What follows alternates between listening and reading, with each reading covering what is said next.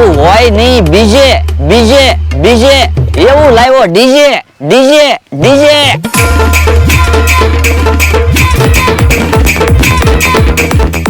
પાલિતાણામાં પપ્પુ પરણે, ભાવનગરમાં ભૂરો, રાજકોટમાં રાજુ પરણે, સુરતમાં સુરો, સુરતમાં સુરો, સુરતમાં સુરો.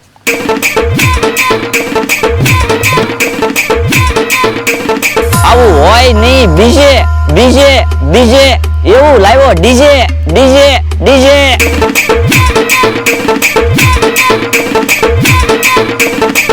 ક્યાં બંધ કરો ને.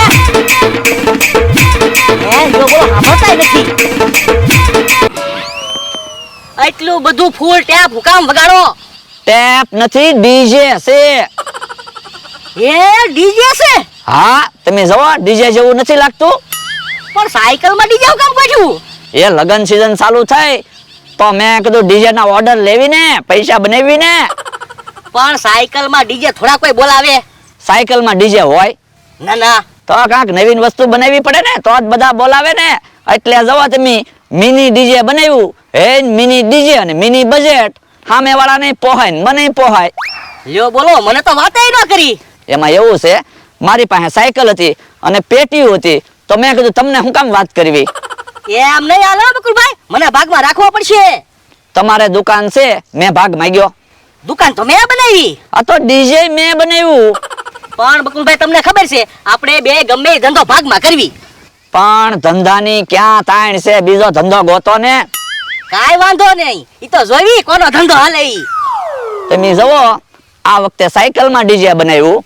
પૈસા આવે ને એટલે આવતા વર્ષે રિક્ષામાં ડીજે બનાવવું છે, અને એના પછીના વર્ષે ટેમ્પામાં ડીજે બનાવવું છે, અને પછી ડીજે નું ફૂલ ઉપડી જાય ને એટલે એકલા ઓર્ડર જ લેવા છે. પછી રેલગાડીમાં ડીજે ગોઠવવું છે. એન્ડ રેલગાડી હાલતી જાય ને ડીજે વાગતું જાય, રેલગાડી હાલતી જાય ને ડીજે વાગતું જાય. ગોળા ઓસા ફેંકો ને. સાયકલમાં ડીજે ગોઠ્યું ત્યાં તો રેલગાડીએ પહોંચી ગયા.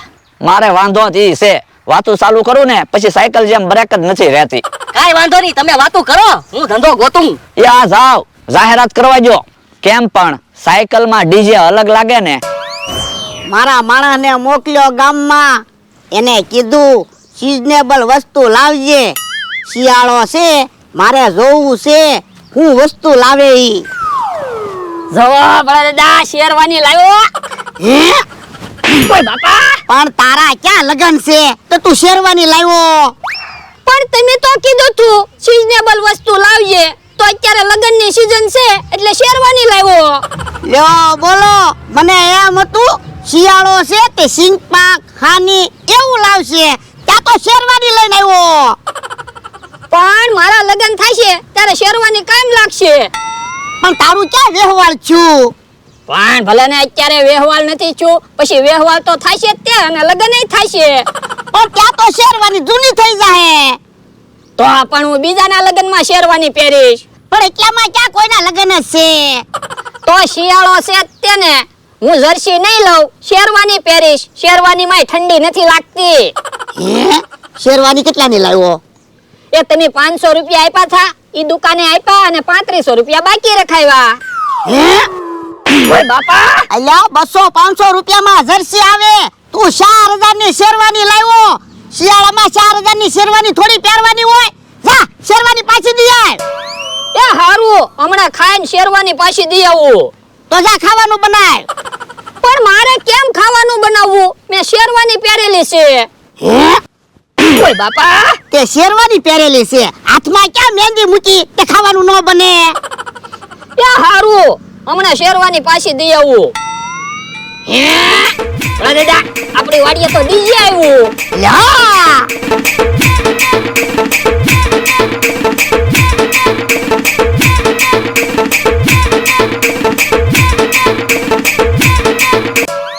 હે, કેમ ડીજે બંધ કરી દીધું?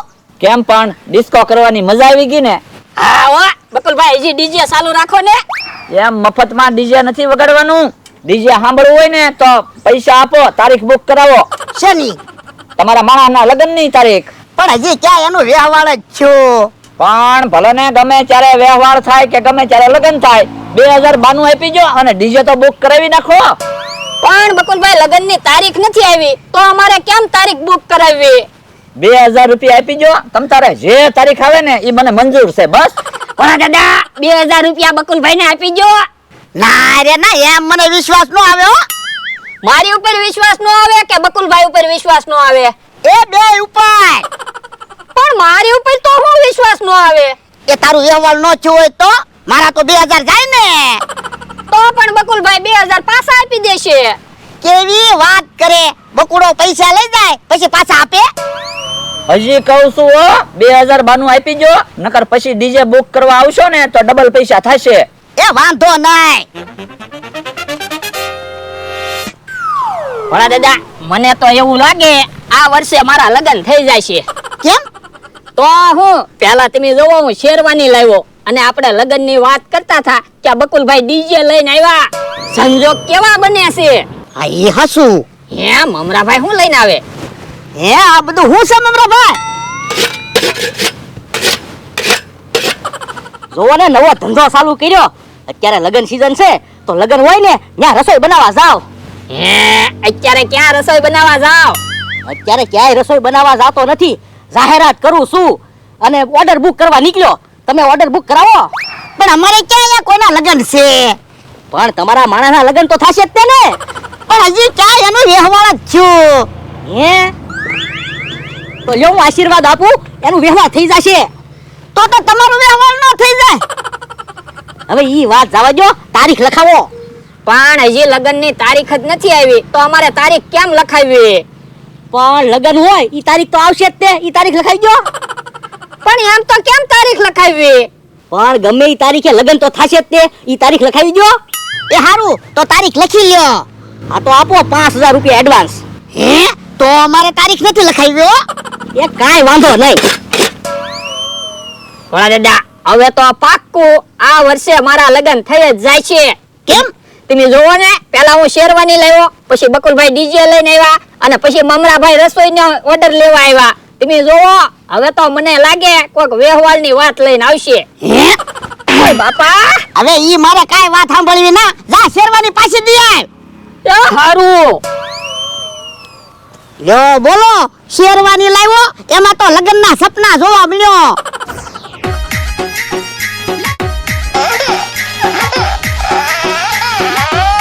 કેમ બકુલભાઈ ડીજે માં ગમના ગીત વગાડો? તો હું ડીજે નું ચાલુ કર્યું અને એકે ઓર્ડર આવતો નથી. તો જોવો ને, મેં તે રસોઈનું ચાલુ કર્યું, મને એકે ઓર્ડર ન મળ્યો. એક કામ કરવું છે, પેકેજ રાખવું છે. ડીજે હારે રસોઈ ફ્રી અને રસોઈ હારે ડીજે ફ્રી. હા ઈ વાત હાશી, પણ કોઈના લગ્ન હોવા જોવે ને. આ ઈ હાસું. તો હાલો ને કોકના લગ્ન ગોઠવીએ. કોના લગ્ન ગોઠવવા? ભોળા દાદાનો માણસ શેરવાની પહેરીને બેઠો તો એના લગ્ન ગોઠવવા છે. પણ બકુલભાઈ તાત્કાલિક તો આપણે એનું વ્યવહાર ક્યાં ગોતશું? પણ આપણે ક્યાં હાસુ વ્યવહાર ગોતવાનું છે? આપણે તો ખાલી ડીજે નો અને રસોઈનો ઓર્ડર લેવાનો છે, પૈસા લેવાના છે. પણ એવડા ઈ થોડા આપણી વાત હાશી માનશે. મને એક વિચાર આવ્યો. હું? એ આમ કેહા કાકા આવે ઈ કેને તો એને હાસુ લાગશે. આ એમ થાય? કેહા કાકા તમને 200 રૂપિયા આપશું, તમારે એક કામ કરવાનું છે. હું એ ભોળા દાદાની વાડીએ વ્યવહારની વાત પકડવાની છે. એટલે ઓરા આવો. લ્યો. કોઈ વાંધો નહીં, 200 રૂપિયા આપશો ને? અરે અમે બે 200 રૂપિયા આપશું બસ. વાંધો નહીં. તમે જોવો હમણાં ઓર્ડર બુક થાય કે નહીં. હા હા. મારો માણા 500 રૂપિયા પાછા લાવે તો હારું. ભોળા તારો માણસ ક્યાં? એ ઈ ગામમાં ગયો. એનું શું કામ હતું? એ એના વ્યવહારની વાત હતી. હે તો મને કે ને, હું એનો શેઠ છું. પણ 2 દિવસમાં વ્યવહાર અને લગ્ન રાખવા પડે. પણ એમ તાત્કાલિક તો કેમ તૈયારી કરવી? ડીજે નું બકુલ ને કહી દે અને રસોઈ નું મમરા ને કહી દે. હા એમ થાય. લ્યો ભોળા દાદા શેરવાની ના 500 રૂપિયા. એ તું શેરવાની પાછી લઈ આવ જા. કેમ?